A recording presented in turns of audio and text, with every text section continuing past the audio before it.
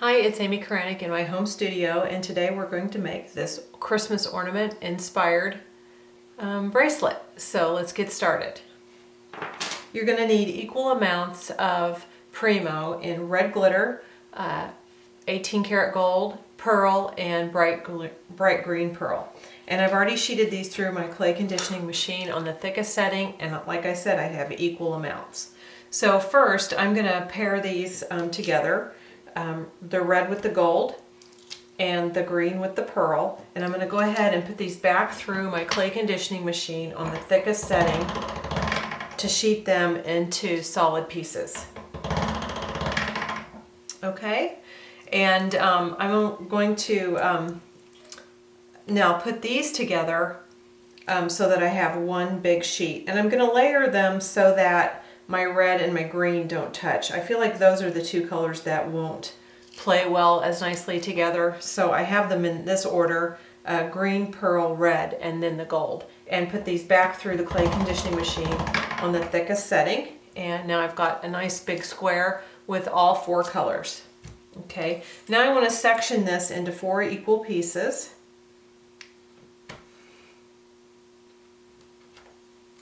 Okay, and I'm going to restack it, just one on top of the other, and then I'm going to real quickly just roll over that with my acrylic roller just to seal them all up, and I'm going to section it again into 4 equal sections.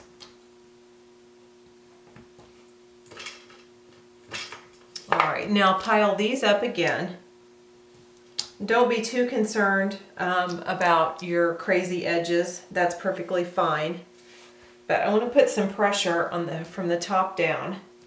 And then I'm going to put pressure on all the sides of my little cube, just to kind of form it up into a more manageable shape, because I want this to be able to stand up on its own.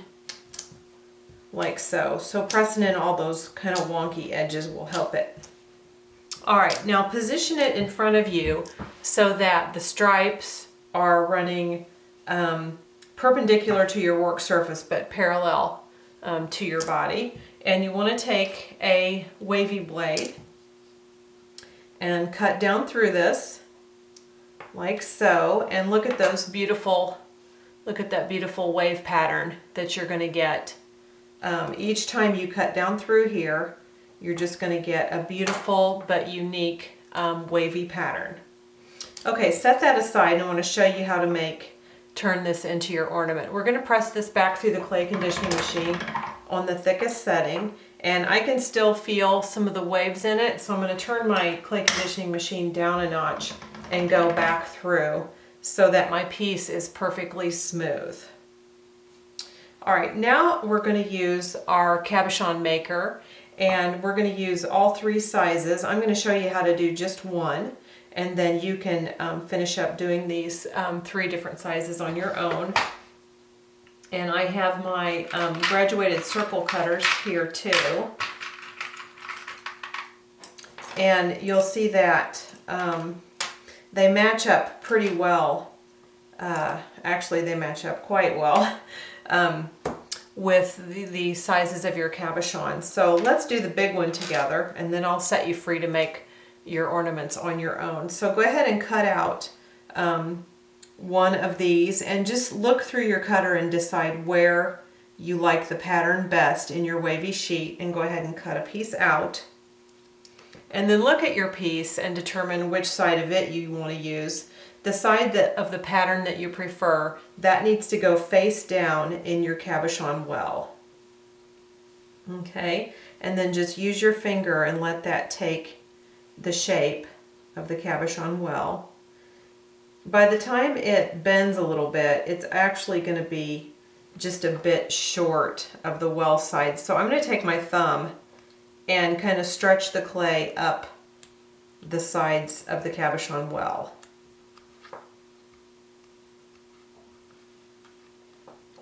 Like so. Alright, now we want to backfill this area with some scrap clay. And I'm just going to take some of the clay that I already had left over from my solid colors and just condition that a bit. I'm going to roll that into a ball so it's really smooth, and I'm going to backfill my well with this excess clay. Now this clay is not going to show, but you do want it to be conditioned without air bubbles so that your piece bakes nicely. Okay, and I've got mine just a tiny bit too full. It's kind of coming up over the edges. So I'm going to take a blade and just trim that back by running my blade parallel to my mold, my silicone mold. Okay, and then I'm just going to gently pop this out.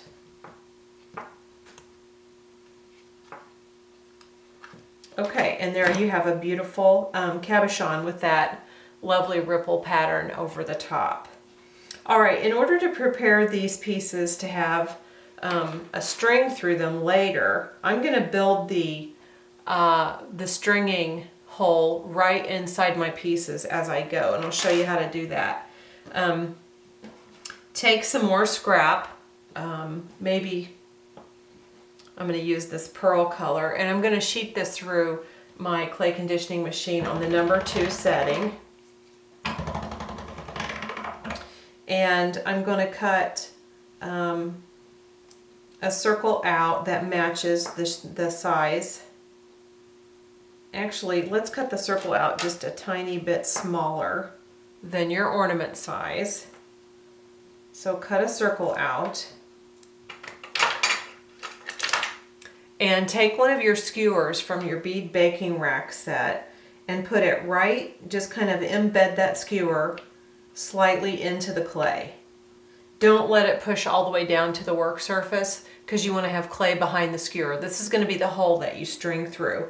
And then position your patterned ornament piece over the top. Now I'm going to put mine at an angle. I want my waves kind of go like this, and I'm going to put them at an angle to my skewer so that when I string all my lovely little Christmas ornament balls, these they're going to go at angles to each other. My string won't go straight through. It'll make the little ornament balls look like they're kind of dancing and happy along that string. I don't want them all straight. So I've got my waves going at an angle to the skewer, okay? And that's going to create your stringing hole through the ornament. All right, now that's kind of in my way, so I just want to real gently move this over to the side for a second. I'm going to show you how to decorate your ornaments with this band, this gold band of pattern across here. So I have another sheet of gold, and I have this already sheeted through the clay conditioning machine on the second thickest setting. And I have a little bitty bottle of water here that I'm going to spritz over my clay. Okay, and then I'm going to take the Sculpey design block that has all these neat dashes and X's and just patterns. This one goes kind of in rows, and this works perfectly for a Christmas ornament shape. So I'm going to emboss this pretty deeply in my clay. So I'm standing up and putting a lot of pressure on here. I want to get a nice deep texture, but I don't want to go all the way through. And the water is going to help you pick your design block up out of the clay. Now I want to line it up again to the side, pattern to pattern. So I'm kind of trying to make my pattern look like it continues, and do that again.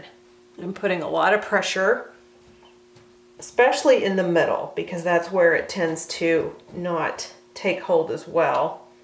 It's easy to get pressure all along the outsides, but you do need to focus a little bit more on the center, putting pressure there. And I have this beautiful design in my clay. Next, I want to take a really flexible blade and just shave the texture right off. And because we're using the mica gold, the 18 karat gold with mica powder in it, this is creating a mokumegane pattern where the mica in the clay followed the texture and kind of pooled up in areas. So the pattern is still there even though the texture is gone. So just go ahead and shave just the textured areas off. You don't want to go lower than the texture. In fact, when I look through as I'm shaving, if you can see these little lacy areas where you can see the blade, then you know that you're not going too deep. Okay, and that looks really pretty.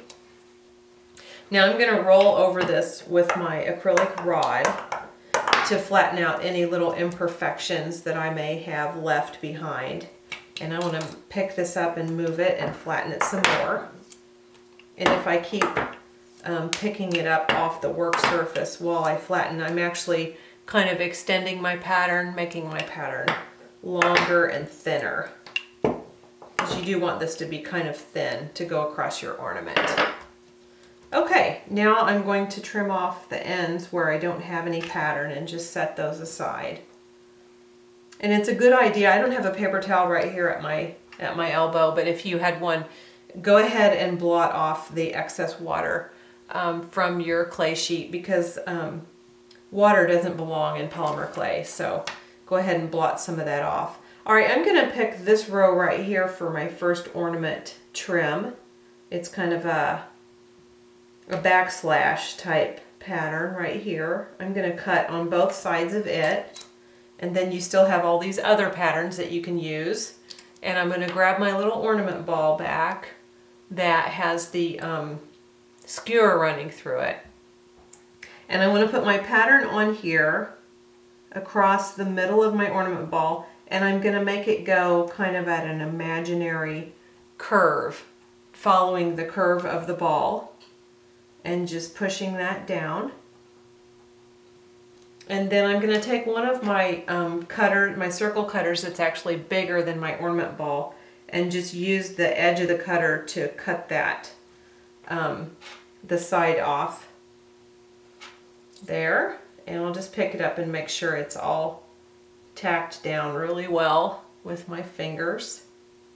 And that looks really pretty. I don't know if you can still see that little pattern in the gold, but it's there, and it looks like, it makes it look like a little metal strip running across the front of your ornament.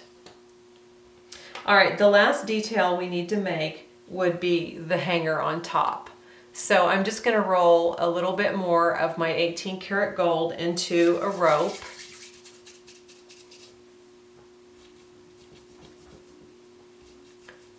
And this is about 1/4 inch rope. And I'm going to take my straight blade and cut a little section off, probably another 1/4 inch.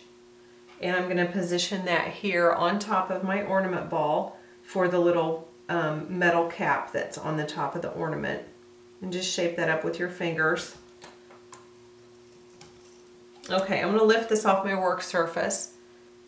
And then I'm going to use another design block, the dots design block. I'm actually going to use this edge of the design block, and I'm going to roll it right along the side of my ornament cap to put those little lines, those little textured lines that you always see in ornament caps. It seems like they're always scored along that way. And there's your beautiful ornament.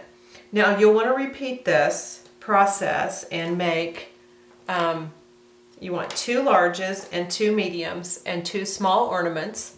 We're going to bake all of our ornaments right on the bead skewer, and then we'll meet back here and I'll show you how to string it and finish it off. Okay, our little ornaments are all baked and we're ready to string them in a fashion like this for wearing. So I'm going to use some bead-alon cord. This is a 7-strand colored red bead-alon, and I had a piece cut, but now I can't find it. So we'll just quickly cut another one. And I'm going to go with 20 inches. That way we can double the cord.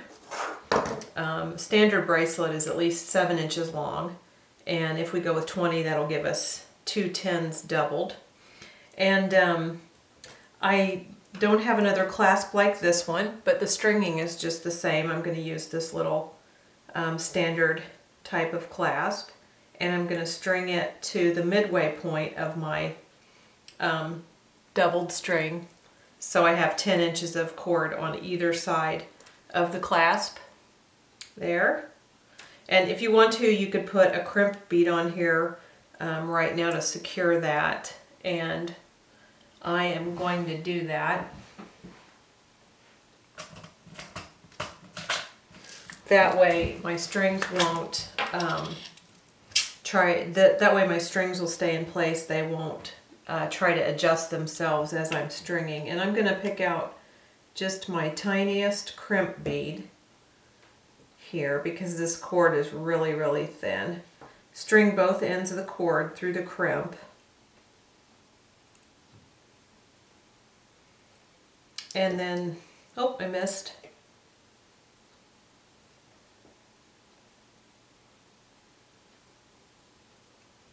Okay, and then slide the crimp all the way down to the clasp. And then you can smash this. This is such a tiny crimp that I can smash it with needle nose pliers. Crimps work really well for very rigid cord like wire or monofilament. Okay, that way now my cords aren't going to be able to adjust themselves. They'll stay exactly in place the way I have them doubled. And next I want to put, I've got some coordinating beads, and these are real shiny crystal looking beads. They're actually plastic, but they're very shiny and pretty, and the red matches the red in our ornaments really well. So I'm going to string 2 of those on, and we're stringing everything on both cords. And then I'm going to string on my first ornament, a little ornament, and then another spacer bead.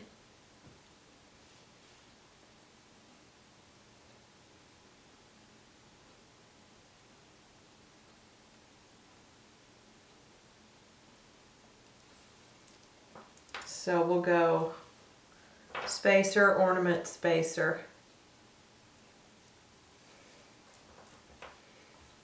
And you can see how the way we positioned our skewers when we baked it and made those holes, it's making them kind of go,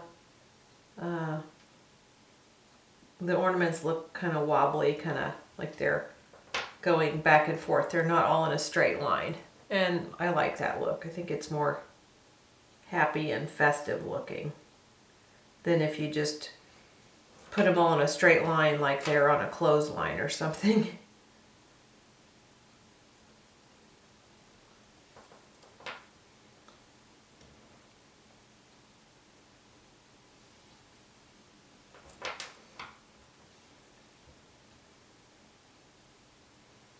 And the holes we made with those skewers are working really well. Oh, there's my first one that's given me a little bit of trouble now that I've said how great they're working.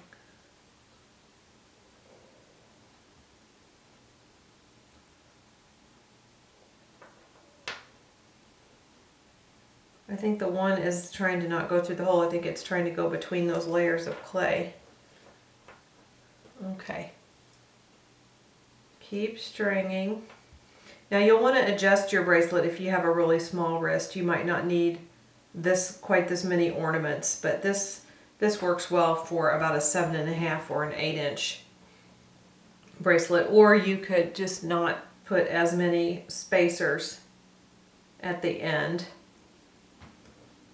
as I'm putting here. So I'm putting 2 more of my sparkly beads, and then I need to finish off with another crimp before I put the end clasp on.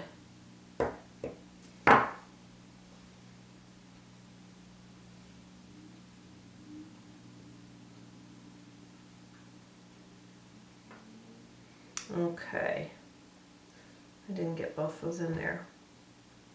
Get both your cords into the crimp.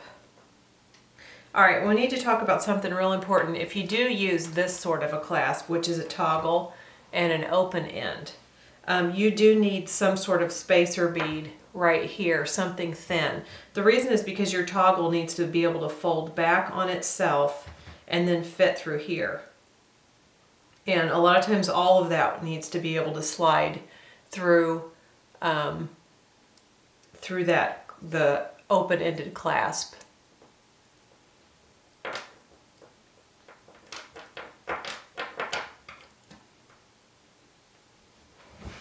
Okay, so once you're here at the end, what you want to do is come back around to this little tab that came with the clasp, or you could use a jump ring here instead if that's easier for you to fasten. I'm going to put both ends of my wire through that tiny clasp and pull them tight all the way up to the crimp bead. And now I'm going to put both ends of this wire back through the crimp.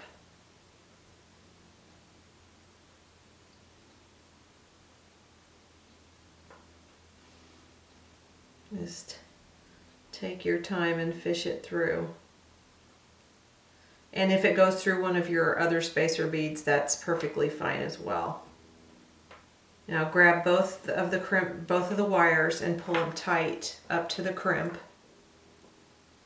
And check this to make sure you don't have any slack anywhere in your bracelet design. Actually, mine's a little tight, so I'm just going to pull it. There we go. A little space. Now right there where the crimp is, we just need to smash that with these needle nose pliers to secure the wire into place. And then just trim off your excess wires with some wire cutters. And voila, a festive ornament bracelet for you to enjoy for this upcoming holiday season.